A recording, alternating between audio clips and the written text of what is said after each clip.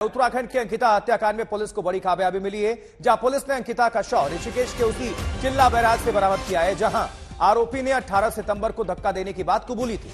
अंकिता के शव का शिनाख्त भी हो गया है और अंकिता के पिता और वनंतरा रिजॉर्ट के स्टाफ ने शव को पहचान लिया।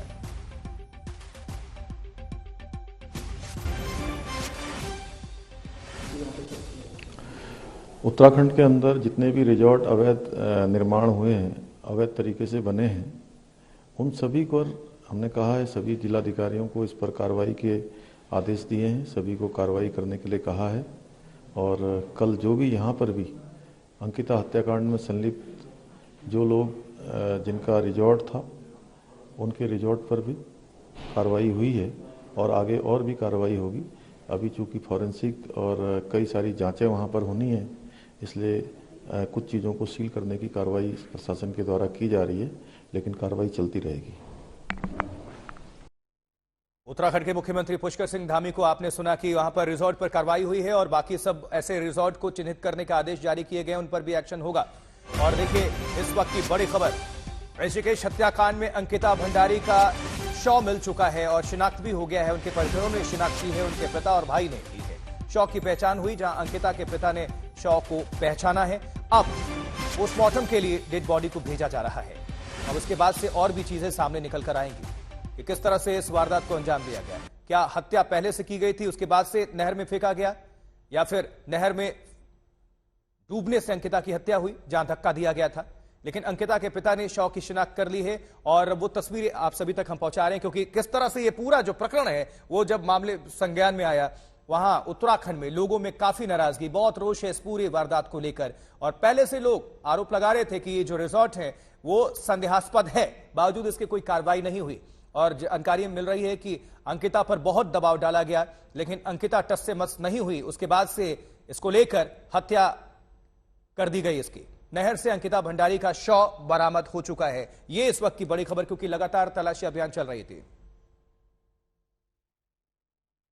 कई दिनों से डेड बॉडी तलाश रही थी उत्तराखंड पुलिस, और ये जो बैराज आप देख पा रहे हैं, बकायदा सीसीटीवी कैमरे में इस इलाके में जो आरोपी है वो अंकिता के साथ जाते हुए दिखाई दे रहे थे। लेकिन जब आरोपी वापस आ रहे थे तो उस दौरान सीसीटीवी में अंकिता नहीं थी। उसके बाद आप देख पा रहे हैं जो अधिकारी जिन्होंने आज तक से बातचीत में बताया है कि जब डेड बॉडी रिकवर हुई है, जो इस एम्बुलेंस में रखी हुई है, जब डेड बॉडी रिकवर हुई है उसके बाद चूंकि अंकिता के पिता और भाई वो भी साथ में यहां पर आए हैं, उन्होंने शिनाख्त किया। हालांकि फिर भी पुलिस जो डेड बॉडी है उसको लेकर अस्पताल जारी है। जाहिर सी बात है पोस्टमार्टम होगा, लेकिन अंकिता के जो पिता और भाई वो पुलिस अधिकारियों के साथ यहां पर पहुंचे थे। और जिस तरीके से जो तीनों गिरफ्तार आरोपी थे, जिसमें पुलकित आर्या मुख्य आरोपी जो रिजॉर्ट का मालिक है, वो उसके खुलासे के बाद ये आसपास, चूंकि काफी गहरा नहर है यहाँ पर गोताखोरों की मदद से एसडीआरएफ की टीम थी,